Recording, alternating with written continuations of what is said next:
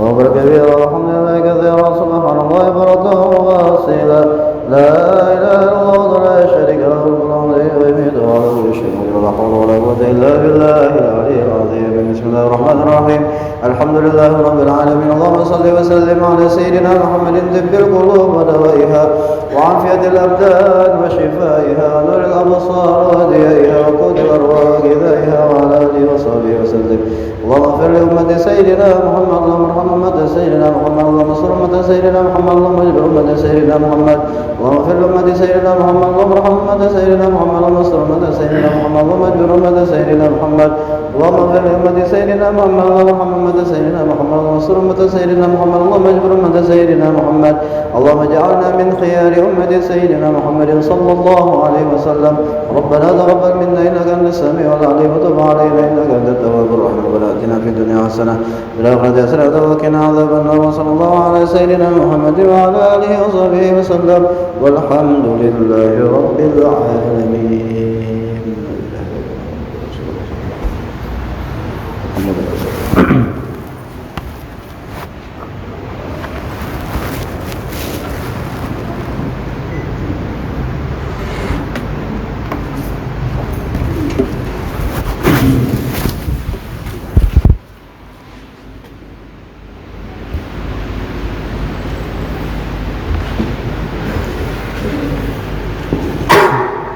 الفاتحة إلى حضرة سيدنا رسول الله وأزواج سيدنا رسول الله والمهاجرين مع رسول الله والأنصار لرسول الله صلى الله عليه وسلم ثم إلى أرواح أولياء الله تعالى أينما كانوا وأينما حلت أرواحهم خصوصا لروح سلطان الأولياء الشيخ عبد القادر الجيلاني وخليفته الشيخ محمد بن عبد الكريم السمان المدني وخليفته الشيخ محمد رشاد بن عبد الله البجري وخليفته الشيخ محمد زين بن عبد الغني أن الله يولي درجاتهم في الجنة ويتغشاهم بالرحمة والمغفرة ويعيد علينا من بركاتهم وأنوارهم وعلومهم ونفحاتهم وكرامتهم ودنية أن الله تعالى يقضي حاجتنا ويحصل مقاصدنا مع راحة قلوبنا على هذه النية ولكل نية صالحة وإلى حضرة النبي وآل النبي الفاتحة.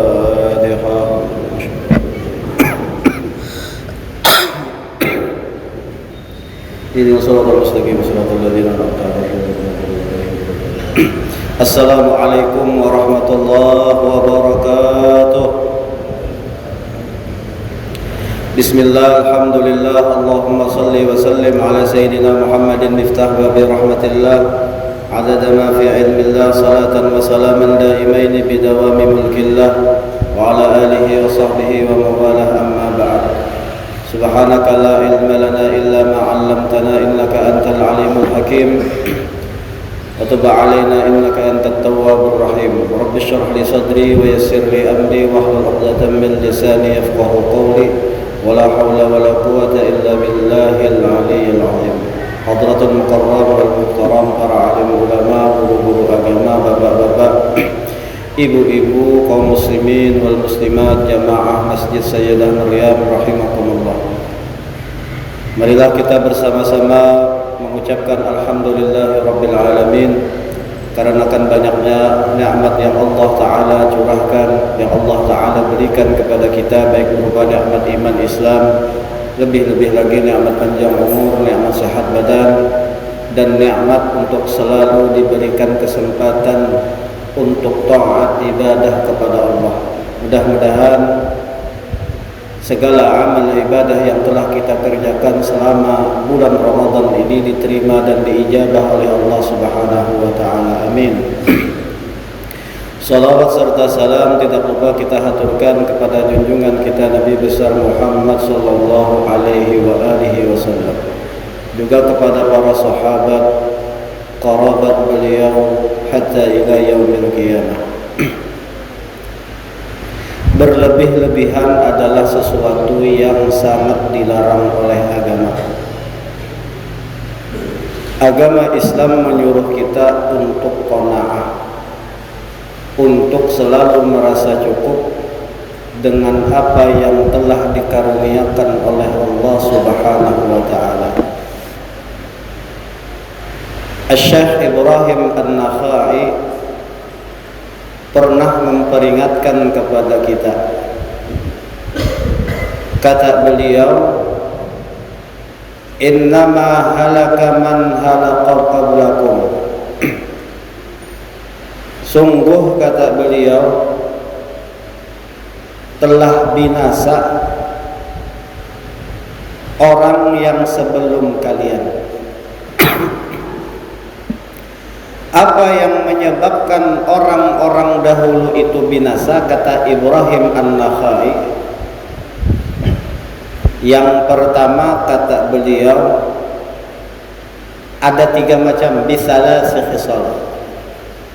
Orang dahulu, kata beliau, binasa gara-gara 3 macam. Tentunya 3 macam ini dilakukan dengan berlebih-lebihan. Ya, sesuatu yang berlebih-lebihan itu pasti tidak baik. Lalu kata beliau, yang pertama, bifudulil kalam. Orang dahulu itu, kata beliau, binasa gara-gara banyak omong. Tentunya omongannya ini adalah omongan-omongan yang kada berfaedah.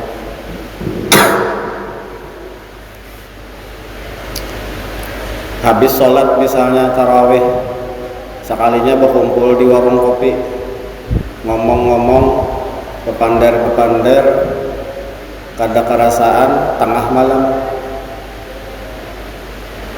Baik omongan-omongan itu kita bawa baca Al-Quran. Apalagi kalau omongan-omongan yang di warung kopi itu malah membicarakan kejelekan-kejelekan orang lain, maka menjadi dosa. Jadi dosa. Sedangkan kita nih, yang paling dilarang oleh agama, jangan sampai ada kaitan dosa lawan makhluk. Jangan sampai ada kaitan dosa dengan makhluk. Kalau kita pian berdosa lawan Allah, kada sembahyang misalnya, kada sholat 5 waktu, itu antara kita sama Allah. Kita kadang menunaikan puasa itu antara kita sama Allah. Tapi kalau sudah kita menyakiti perasaan orang lain, maka kita tidak akan diampuni oleh Allah Ta'ala dosa kita, kecuali minta halal, minta ampun dengan orang yang kita sakiti tersebut. Gara-gara apa? Gara-gara kita banyak omong. Makanya zaman sekarang ini lebih baik kita itu banyak berdiam aja sudah. Karena orang yang banyak berdiam diri, tidak terlalu banyak omong kecuali sesuatu yang berfaedah, maka orang tersebut akan selamat. Karena ciri-ciri orang yang binasa, kata Syekh Ibrahim An-Nakhai, adalah orang yang banyak omongnya. Jar Nabi apa? Man kasura kalamuhu kasura khata'uhu. Orang yang banyak pander, yang banyak omong, kata Rasulullah, pasti banyak salahnya. Ya kan? Orang nih kalau misalnya omongannya terlalu banyak, pasti banyak salahnya. Pasti ada di setiap omongannya itu kesalahan. Yang kita takutkan itu kesalahannya berkaitan dengan orang lain, memfitnah orang lain, menyindir orang lain, menggibah orang lain. Maka apabila kita melakukan yang seperti itu, hangus amal ibadah yang telah kita kerjakan. Terhapus amal ibadah yang telah kita kerjakan. Ini yang perlu kita takutkan, yang perlu kita khawatirkan. Jangan sampai kita ada kaitan dosa dengan makhluk Allah, terutama saudara kita sesama muslim. Walhasil zaman wahini ini banyak berdiamnya sudah. Banyak berdiam, jangan terlalu banyak omong. Kalau yang diomongkan itu berfaedah, ilmu agama, itu malah disuruh oleh agama. Tapi kalau sampai yang diomongkan itu sesuatu yang tidak baik, memfitnah orang lain, menyakiti orang lain, maka itu sangat dilarang agama. Wa man kasura khata'uhu kasura dzunubuh. Orang yang banyak omong banyak salah. Bila banyak salah, banyak dosanya. Lalu natijahnya, kesimpulannya adalah wa man khata'uhu dakhalan nar. Orang yang banyak salah, banyak dosa, asalnya banyak omong, banyak salah, akhirnya banyak dosa, maka akhirnya karena kebanyakan punya dosa dimasukkan oleh Allah Ta'ala ke dalam neraka. Wal'iyadzubillah. Walhasil jangan sampai kita fudulil kalam, berlebih-lebihan di dalam berkata-kata, karena bisa salah kena. Walhasil banyak berdiam. Melihat sesuatu yang ganjil, ada aja ngomongan kita yang kada baik misalnya, itu hati-hati. Apalagi sampai mengiktirat orang. Mengiktirat orang tuh jangan sampai, kada boleh sama sekali. Kita itu Bapak Ibu rahimakumullah, bila ada melihat ahli maksiat, jangan sampai ada di hati kita memponis orang tersebut ahli neraka.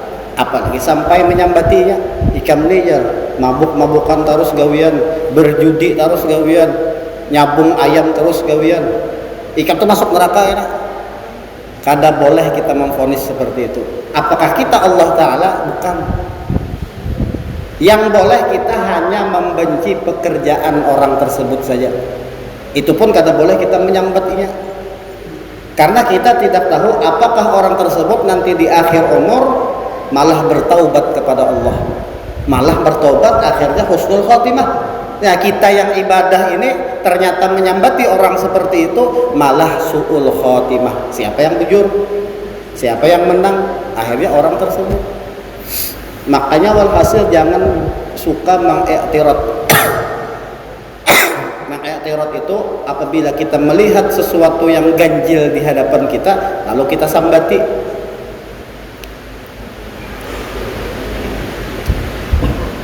Dahulu itu ada ulama ini banyak punya muridnya ribuan, ribuan murid.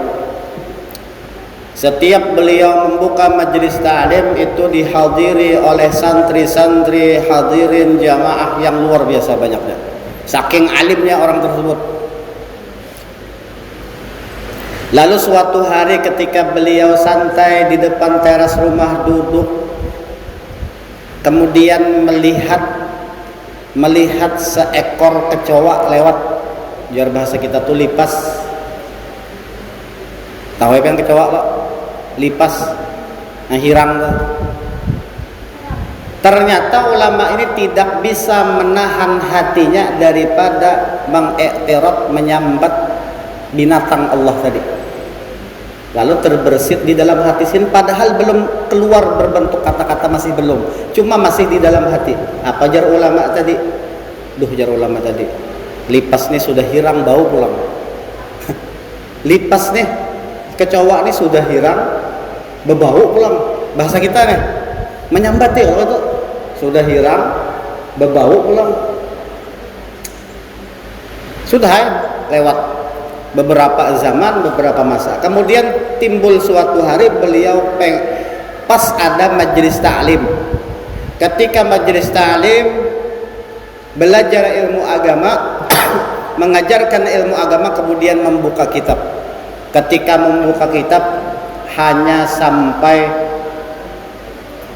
pembukaan saja, hanya sampai iftitah saja.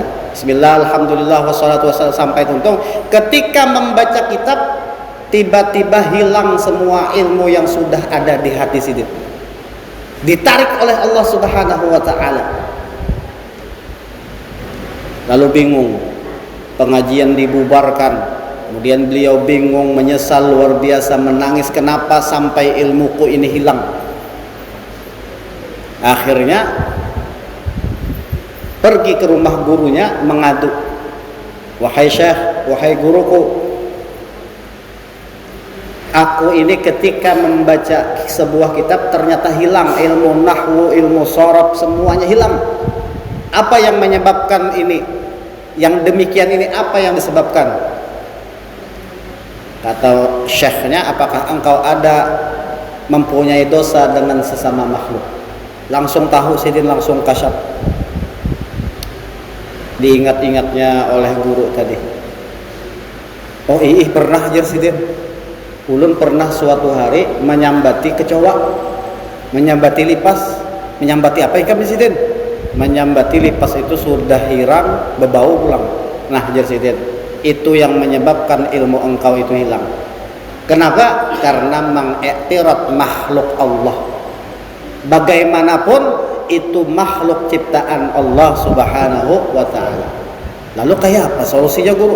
Bagaimana solusinya supaya ilmu ulun ini kembali lagi?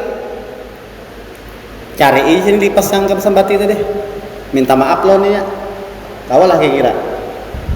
Lipas itu sudah sama semuaan. Bangaran kada.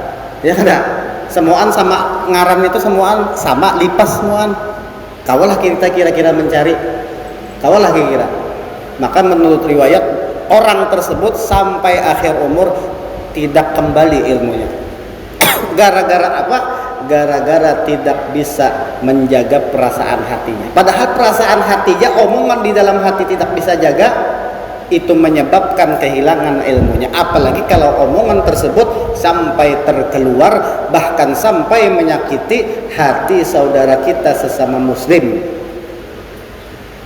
Waspada benar nih. Nah, walhasil zaman ini berkumpul lawan kawan. Kalau seandainya kawan itu berpandir yang kada baik, tahu apa, banyak ibu diam sudah. Jangan dilawani, banyak ibu diam. Ini akhirnya ampih aja berpandir. Ampih aja berpandir. Nah itu lebih baik kita bawa omongan-omongan yang tidak berfaedah tadi dengan membaca Al-Quran di rumah kita masing-masing. Jadi yang pertama, fudulil kalam, bifudulil kalam, berlebih-lebihan perkara omongan. Wa huwa ma la khaira fihi fid dini wad dunya, yaitu omongan yang tidak ada kebaikannya, baik itu kebaikan di dunia ataupun kebaikan di akhirat. Bila kita ini sudah bisa memilah, oh ini omongan baik, oh ini omongan tidak baik. Kalau misalnya omongan itu sudah mengandung keburukan, tinggalkan. Apalagi zaman ini sudah parak kiamat.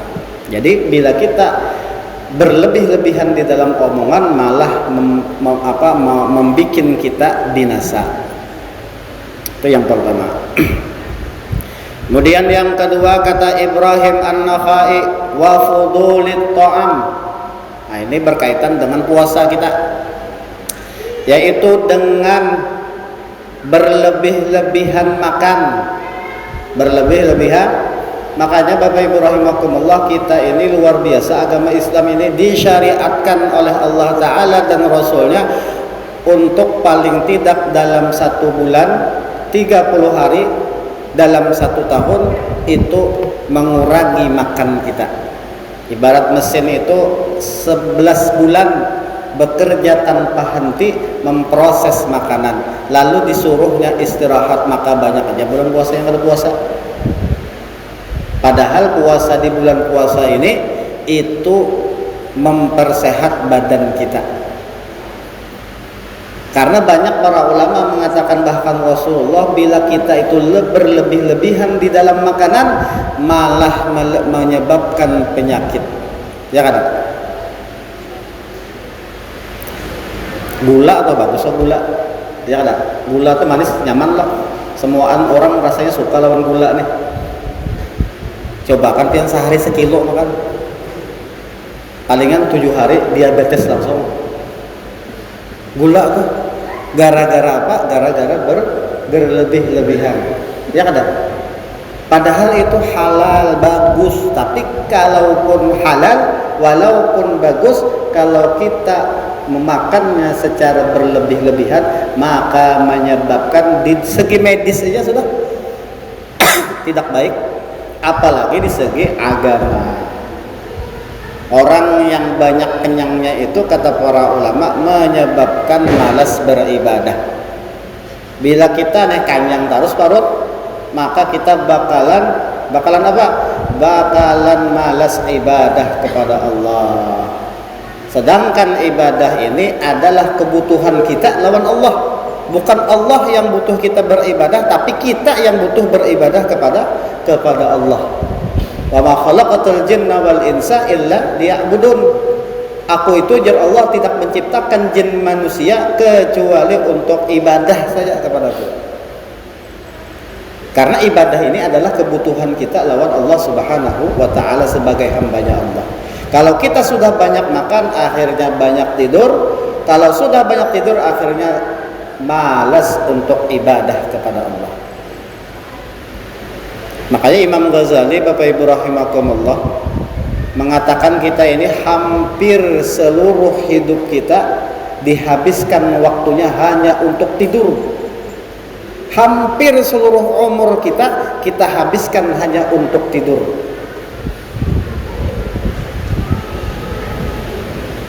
Coba pengen hitung. Kita ini kira-kira banyak buringkah, banyak sembahyang nggak kira-kira? Kita hitungnya sholat 5 waktu yang wajib aja, nah kita kerjakan dalam 1 hari 1 malam 5 waktu.